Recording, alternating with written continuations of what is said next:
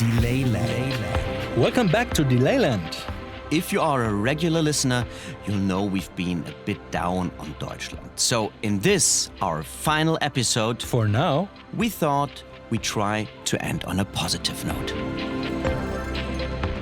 but this also being Germany and about Germany, nothing is so simple. In the first 4 episodes of Delayland, we looked at aspects of life in Germany that are broken and in need of fixing. We've talked about rotting infrastructure, inefficient bureaucracy, the slow pace of digitalization, a general resistance to change. And delays.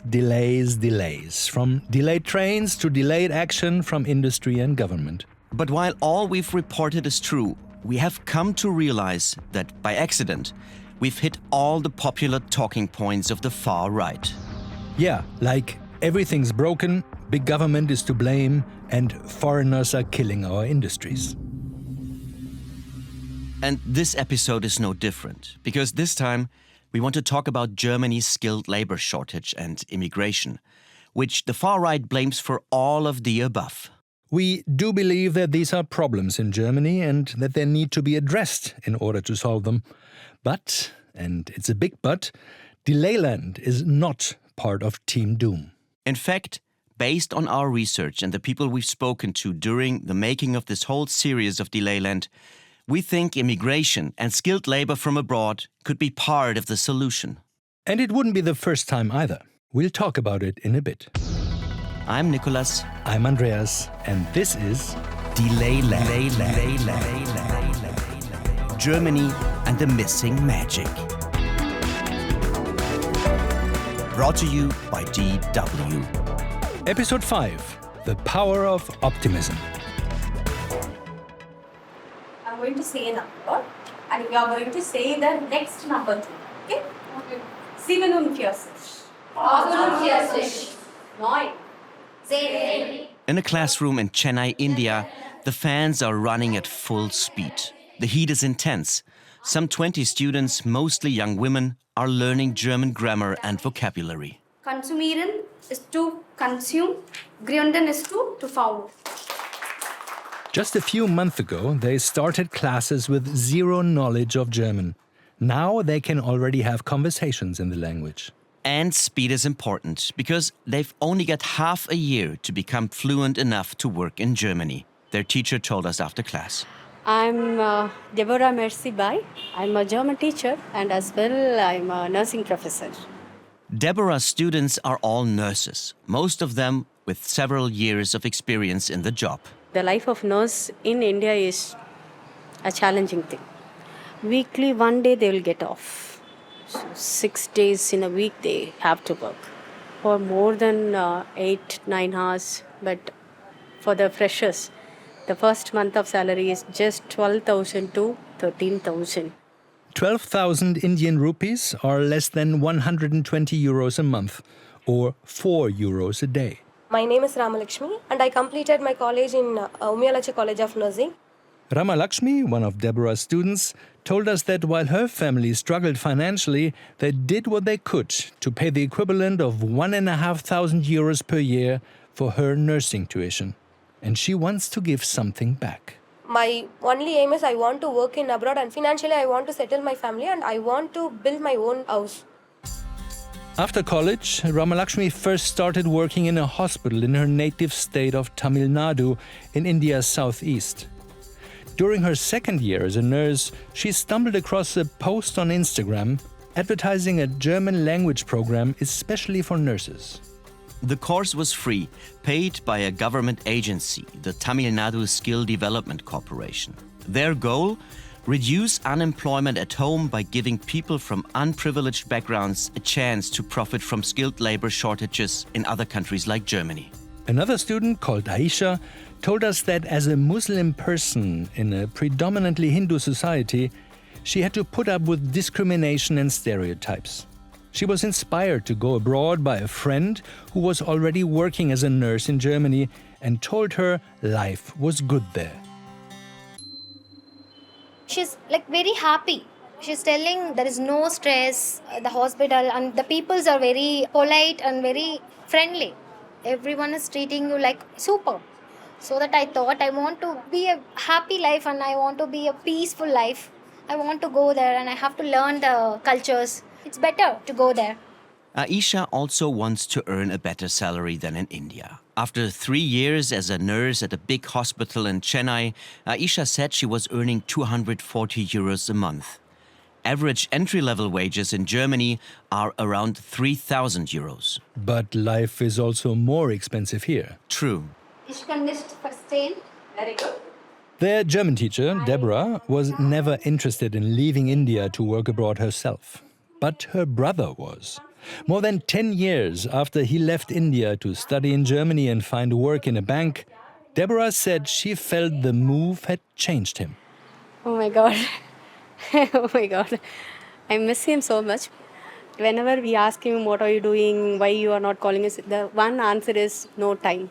I just wonder, people in Germany will not find time to talk to their parents, siblings.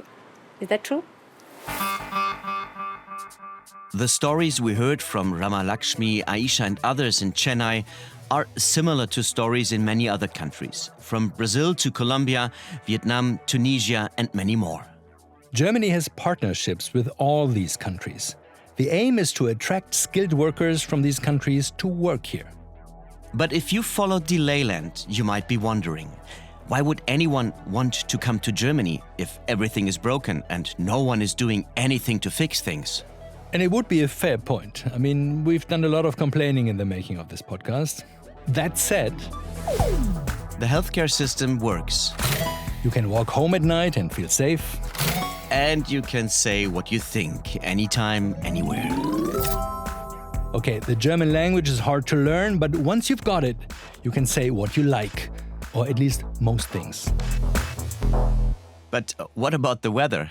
Ouch. Maybe that's why Germany has a shortage of skilled workers. Everyone's left for warmer countries. The German government is launching a range of measures to attract skilled workers from abroad, in other news. It aims to combat the growing worker shortage in the country. It's a move that companies say is long overdue. The country's aging workforce is a growing liability, while positions in IT and software development, for example, are becoming notoriously hard to fill. The country is desperate for skilled workers from abroad. According to a study by an established research institute, Germany was short more than 500,000 skilled workers in 2024. Hospitals don't have enough nurses and doctors. Childcare centers lack educators. Schools are missing teachers. The construction industry is short on workers. The IT sector needs software developers and IT specialists. Plus electrical engineers, mechanical engineers. You name it. Every sector has huge gaps to fill. Without skilled labor from abroad, we would either have to adjust at other margins, like the employment of older workers, or our economy would be in a worse shape. This is Michael Oberfichtner, based at the Institute for Employment Research in Nuremberg. The idea of filling gaps in the labor market with workers from abroad is not new at all, as we've mentioned at the start. After World War II, Germany experienced what historians call an economic miracle. It was in the 1950s, 60s and early 70s when people rebuilt the country. The economy grew rapidly, and very soon it was felt that Germany needed workers from other countries to keep the growth going. And they came. They came from all over Europe and beyond. From Italy, Spain and Portugal, from Greece, Turkey and the former Yugoslavia, from Morocco, Tunisia and South Korea. They came to Germany to build cars, produce steel, mine coal, nurse the sick and build homes. In order to secure a steady stream of new workers, Germany's then government signed official recruitment arrangements with several countries. Until 1973, when this policy was phased out, 14 million people had come to work in Germany. They were called Gastarbeiter, guest workers, because Germany assumed they would leave after a few years and return home. But many stayed. They built their lives here. Their children grew up here and their grandchildren. Today, almost every third person in Germany has what is called a migration background. That means they or one of their parents were born in another country. Germany's economic miracle would have been impossible without workers from abroad. And to this day, the country's economy would not function without them. And it's not just the economy. Germany has grown culturally as well. True, but there's something else. Germany's population is aging fast. Birth rates are low, rates of retirement are high, and people are living longer. Labor economists estimate that Germany needs to attract 300,000 skilled workers from abroad each year, just to maintain the status quo. Without that additional migration, the argument goes, people in Germany will have to work longer hours or retire later or simply be poorer. But Germany's bureaucrats are not making things easy for people who want to move here, study, work, and perhaps settle down. And you hear the music all the time for hours. Yeah. That's Zara, and what she's cheerfully singing here is the music from the hold line of a German immigration office.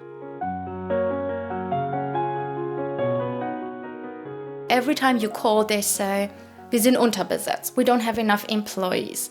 It gets very emotional because you're like, okay, you keep saying we don't have enough people. Here I am. I want to do it. Just let me, you know?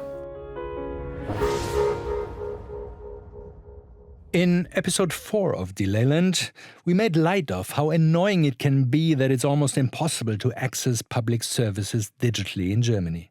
Like when Nicolas had to register his new address at City Hall.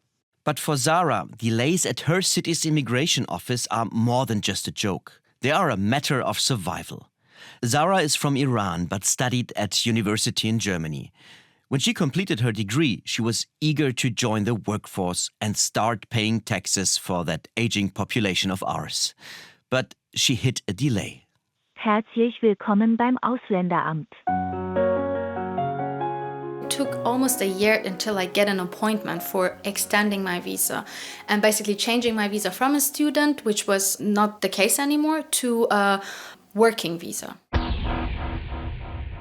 Eventually, Zara was allowed to start work. She speaks fluent German. She teaches at universities and works in research. But she has not been granted a permanent work permit. We're not using her real name here, because Zara doesn't want to run into any trouble with the authorities by speaking to us. Zara's work permit is limited and very specific. She needs to get in touch with authorities whenever something changes, such as when she was offered a second part-time position. I was so scared that this will take long and then I will lose both jobs, and I really like these jobs, that I went to a lawyer and I just basically gave the case to the lawyer so it goes faster. So it took 1 month with the lawyer. I don't know how long it would have taken if I didn't have a lawyer. While Zara was waiting for the decision, she wasn't allowed to work. She lost a month of income, and in addition, she had to pay the lawyer. But she said the investment was worth it, because she wants to stay in Germany, until we reminded her of the bureaucracy. Especially in these hard times, sometimes I'm thinking, do I actually want to live here? Do I want to go through this once a year? That's more my consideration when these difficult times come. And then when they're gone, then I push them under the rug and forget about them. But yeah, sometimes I do think, do I want to live here? Zara wants to build a life here, but she feels like the authorities treat her as if she's a risk, not a resource. That's why she has to laugh when we talk about Germany's shortage of skilled workers. I don't know. I'm thinking, are you kidding me? Like, there are a lot of people who actually would like to do it, but I don't know if I have the choice between Germany and somewhere where things are a bit easier, things don't take so long. Like some friends of mine who migrated to Canada, they already have their citizenships, and I still have to go there after 6.5 years and go through this process. My name is Björn Maibaum. I'm a migration lawyer in Germany. Since 2004, we are helping people to come into Germany, especially skilled workers, to get their residencies here and help them with the bureaucracy and the German administration. Björn's law firm sits in a sleek glass building on the banks of the Rhine in Cologne. They've got more than 20 employees to handle 2,000 cases a year. We have doctors, we have nurses, we have engineers, we have truck drivers, all kinds of branches. But why do they all need lawyers when the country needs them and their labor? Germany's public administration cannot keep up. People like Zara often wait months before their rights, which are written in law, are recognized. Unfortunately, it's all over the country. It's quite the same. Just one more employee in the administration would help so many other people to come in and do their jobs. Yeah? So it would really make sense to have more people working there, and that would improve so much in our country. Germany's migration offices are understaffed and unable to meet the demand for their services. They are the go-to authority for all non-German citizens in the country, whether they are skilled workers or refugees. And in the past decade, Germany has taken in more than 1 million refugees, most of them fleeing the civil war in Syria. And the war in Ukraine has seen another 1 million people seek refuge here. By comparison, only 160,000 skilled workers have been able to settle here in that same time, according to the most recent figures. Now, we are not saying that skilled workers are more important than helping refugees fleeing war. But these crises have left migration authorities struggling with the increased workload, which results in those massive delays. Digitalization could speed things up. But we know from episode 4 of Delayland that Germany's administration is a bit backward in this regard. It's one of the many examples that show all the individual hold-ups we talked about in Delayland are interwoven.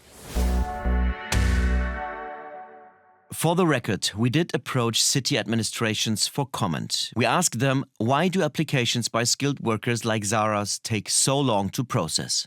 They told us they couldn't comment on individual cases without all the details. They did, however, say that there was a backlog of applications which they were trying to reduce. If Germany's administration does not get its act together, some people will just move on and work elsewhere, Björn, the migration lawyer, told us. And it will be the people Germany wants most, those with the highest qualifications, the most wanted skills, those who can choose. We will get there after these short messages. Clarity is a competitive advantage, especially when it comes to the economy. That's because anybody can know what's happening, but understanding why it matters is crucial. Hi, I'm Kai Rizdal, the host of Marketplace. We provide the context you need to understand how the economy influences our everyday lives, from our local communities to the global conversation. You'll be smarter every time you listen, and these days, that's priceless. Listen to Marketplace on your favorite podcast app. Norval Morso is one of the most famous Indigenous artists ever. Looking at his paintings, it's easy to see why. Colors are intense. Color is medicine. But look a little closer, and you'll see something else. Fakes. We believe it's the world's biggest art fraud. There are thousands of fake Norval Morso paintings. Beneath some of these forgeries, assaults, abuse, and even an unsolved murder. I want my paint back. I know you killed that boy. Forged. Available now wherever you get your podcasts. Now back to Delayland. If Germany's administration does not get its act together, some people will just move on and work elsewhere, Björn, the migration lawyer, told us. And it will be the people Germany wants most, those with the highest qualifications, the most wanted skills, those who can choose. Of course, we're in a competition, and if you let people wait for months or even a year, and meanwhile they are learning language, German, and finally they even have to go to the courts in order to get their visa, that's just frustrating, and that's not the message we should send in the world for the people that they have to go to the courts to get into Germany. This was Germany back in 2015. Open arms and open hearts for refugees. Now, closed doors and rising tensions. In 2015, then Chancellor Angela Merkel said, Wir haben so vieles geschafft, wir schaffen das. We can do it. She was celebrated and judged. What did she do? She's in the process of destroying Germany. The Alternative for Germany party nearly doubled its support, the strongest showing for a far-right party since the Second World War. Well, Russia's invasion of Ukraine triggered a sudden and massive humanitarian exodus. Since February, more than 1 million Ukrainian men, women and children have registered with authorities here in Germany. Support for the far-right Alternative for Germany, or AfD, is increasing. A new poll shows the party at 25%. Refugees and migrants feel increasingly unwelcome here in Germany, according to a new study. We've mentioned that since 2015, the number of refugees from war-torn countries like Syria and Ukraine has risen sharply in Germany. And that has led to a rise in the number of populist politicians, an increasingly polarized public debate, and growing divisions in German society. Anti-immigrant rhetoric is on the rise, not just in Germany, it has to be said, but in Germany, the AfD party has made migration the core of their political program. AfD stands for Alternative für Deutschland, or Alternative for Germany. The party won more than 20% in the votes in the 2025 federal election and became the second strongest party in the national parliament.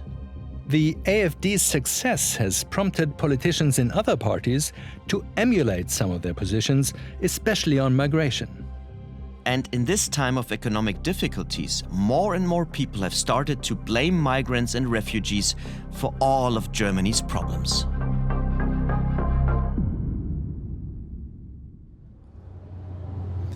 We are on the Autobahn to visit a clinic that has actively been trying to recruit nurses and other medical personnel from outside of Germany because they need skilled workers. Yeah, and the interesting thing is that we're going to meet a nurse from India, actually from Chennai itself. Chennai, the place we've been visiting. Yeah, and the place we've been meeting also other nurses that wanted to go to Germany, and they had pretty high expectations. Do you remember? Yeah, I remember one said that she was hoping that the work would be less stressful and that people would be more friendly to her.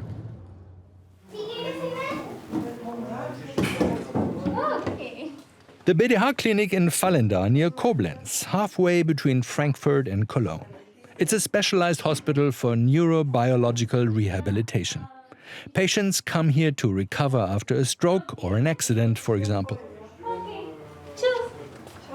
Kylie Rajivil is doing the rounds and checking up on patients in their rooms. She's from the southern Indian state of Tamil Nadu. And just like some of the nurses we talked to in Chennai, she was inspired to go to Germany by a friend who was already working there as a nurse. Everything he told me about Germany turned out to be true. It's exactly like he said. At the beginning, it was really difficult, especially with the language. But my boss and my colleagues, they all helped me and the other nurses a lot. And when we made mistakes, they did not get angry at us. They just explained it again. They respect us. Kayavli had only been in Germany a few months when we met. And she said she has not experienced racism or discrimination at Vallendar, but she's aware that other people do. Her boss, Jörg Biebrach, said their partners in India are aware of it too. Our small town still seems like an ideal world, but we have facilities in 5 federal states, and we hear from colleagues there that this is increasingly becoming an issue. This has also been noticed in India. We are increasingly being asked about political developments, including the different parties. Jörg is head of nursing at the clinic in Vallendar. In the past few years, he's hired a growing number of nurses from India, usually with the help of specialized agencies like Cura personnel. These agencies recruit healthcare professionals in India for hospitals in Germany. Some also organize language trainings and take care of paperwork like visa applications. Jörg said his clinic pays agencies between 7,000 and 12,000 euros for a successful placement. But the more challenging part is to make new employees feel welcome. Only then will they want to stay longer than their usual 2-year contract. Zu glauben, man holt Fachkräfte aus dem Ausland. To think you just get skilled workers from another country, assign them an apartment and a ward, and you're good to go, doesn't work. Der sehr, sehr lange dauert und It's a very long process, and many employers fail to get it right. Prozess. Viele Arbeitgeber scheitern daran. Over the past years, the clinic in Falenda has hired around 40 nurses from India and Sri Lanka. As head of nursing, Jörg has seen it all. Homesick nurses who miss their families, husbands who didn't want their wives to be in Germany, and those who wanted to join their wives but couldn't get a permit. Then again, there are nurses like Aksa Abraham from the South Indian state of Kerala. Aksa and her husband, who works in IT, managed to move to Germany together. The two professions had a lot of opportunities here. That's why we are choose Germany. We would like to stay in Germany, and we would like to bring our parents here after citizenship. Yeah. Their daughter was born in Germany. She's now 2 and goes to kindergarten when her parents work. But not every story runs as smoothly as Aksa's. Jörg, the head of nursing at the clinic, describes his overall experience with foreign nurses as positive but challenging. So they're trying a new approach. They now recruit people fresh out of high school who are already able to speak some German. Then they do an apprenticeship to become nurses in Falenda. This usually takes 3 years and combines school and on-the-job training. Wenn Sie die 3 Jahre durchlaufen haben, im deutschen Gesundheitssystem. After 3 years in the German health system, they have completed their training, and usually they are also quite fluent in German by then. And most of the new colleagues are not yet married, so there are fewer challenges with spouses and children. Ich sag mal, weniger Herausforderungen mit Ehepartnern oder mit Kindern. Training nurses in Germany could speed up the hiring process, which now takes up to 9 months. It would also get rid of the need to have foreign qualifications checked and recognized by the authorities. This process is a constant source of headache for Jörg, since the rules vary in each of Germany's 16 federal states, which is a problem in its own right, as we've discussed before on Delayland. Auf der einen Seite heißt es, es werden Fachkräfte gesucht. Everybody says we need skilled workers, but we are still a long way from a welcoming culture and everything running smoothly. The process needs to be faster and more uniform. Only then will we be more attractive compared to other countries. Und dann sind wir auch im Vergleich mit anderen Ländern attraktiver. And there it is again, the idea that Germany needs to be faster and more uniform to get fit for the future or even just fix its problems today. It all comes down to people, whether they are skilled workers from abroad or those born and bred in Germany. And more than anything else, it's our thinking, the way we do things, that needs to change. Some industries, they are working around the slow bureaucracy in Germany by taking the work to the workers. That's especially true for IT, for software development and programming. For these jobs, location doesn't really matter. You can do IT from anywhere. Take German carmakers, for example. We talked about them in episode 2 of Delayland. They're all trying to make their cars more digital, more connected, and to use AI. And for that, they have opened IT hubs where they find the talent. Volkswagen has centers in California's Silicon Valley, in Tel Aviv, where a lot of Israeli startups are based, and also in China and India. Mercedes is there as well, but also in cities in Japan, China, and India. So is BMW. Their lineup of international IT hubs includes the US, Portugal and Romania in Europe, South Africa, China, and India.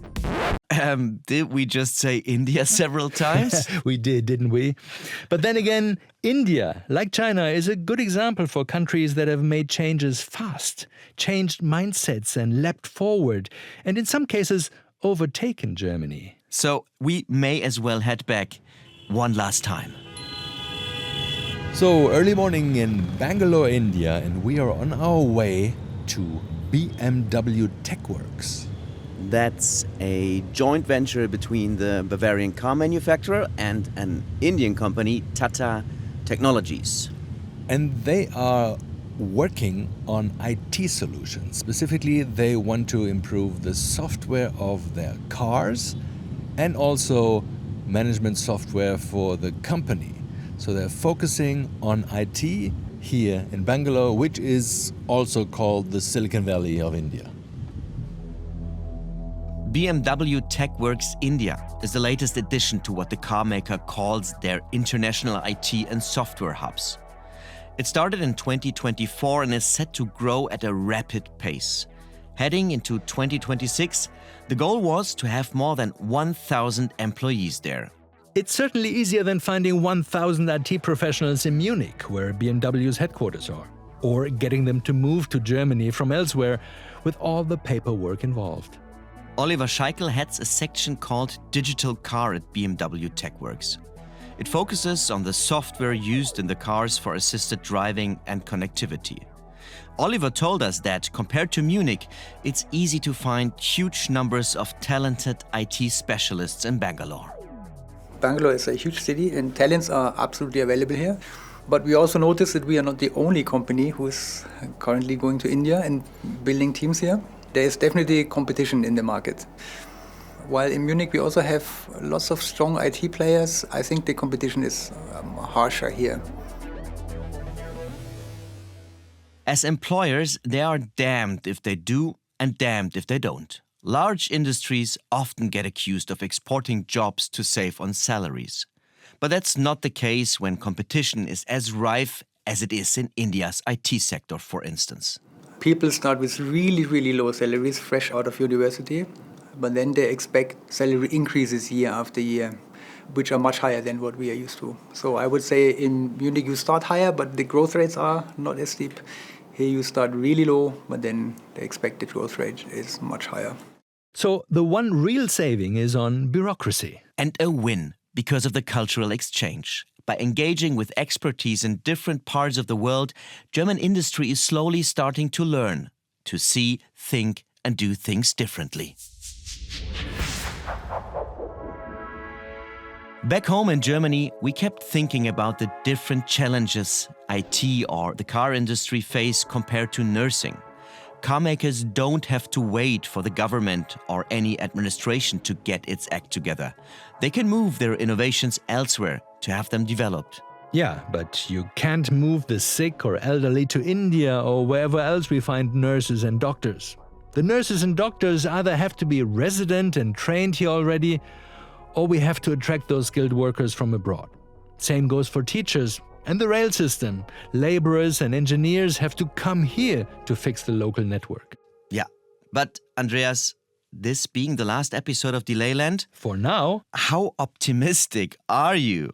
In all that we've seen and discussed, are there reasons to be hopeful? Of course there are. I mean, I've always been an optimist, and that's why we thought of Delayland, wasn't it? Not only to complain about problems, because, to be fair, life is great in Germany. But we've also investigated those problems to look for solutions and to get inspiration from other places. How about you? Glass half full or half empty? I don't like to admit, but I have a tendency to be a pessimist, honestly. But here comes the but. What really inspired me was this spirit of Notre Dame. Do you remember? La vie en rose.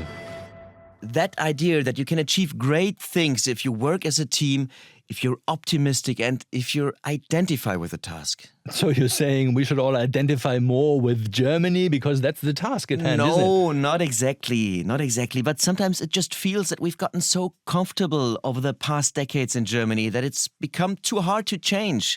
We're full of angst and we don't even have a vision.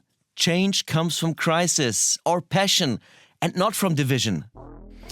All right then, but let's not delay the inevitable. This is the end of this season of Delayland. We gotta wrap it up. How about we come back in 6 months or a year and see how things have changed? Deutsche Bahn's renovations are still ongoing and apparently the Opera House in Cologne is still scheduled to open. Yeah, someday soon. Delayland is a going concern. If you want to hear more from us at Delayland, get in touch. Share your stories of delays and frustrations, hopes and inspirations, or if you want us to investigate a story where you live, let us know. Write us an email to delayland@dw.com. and leave us a comment on the podcast platform of your choice and recommend us to your friends. It was great having you. You too, Nico. No, I meant the audience. Delayland, Germany and the Missing Magic is a DW production, researched, written and produced by us, Andreas Becker and Nicolas Martin. Our editor was Zulfikar Abani.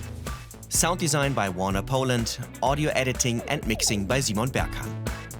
Executive producer Judith Hartl. Special thanks to Thomas Neufeld, Ashutosh Pandey and the whole DW business team and the DW Hindi department.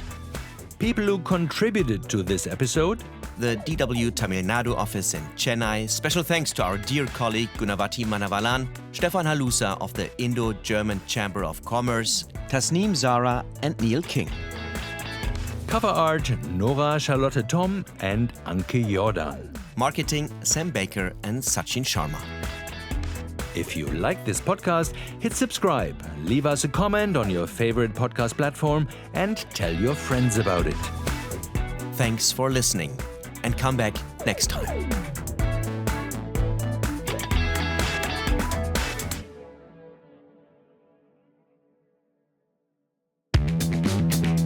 Global business isn't just charts and suits. It's a messy, unpredictable soap opera set on a global stage. Hi, I'm Daniel. And I'm Cassandra. If you think the economy is boring, you've been watching the wrong show. In our weekly podcast, The Dip, will help you connect the dots. That's DW's The Dip, available wherever you get your podcasts.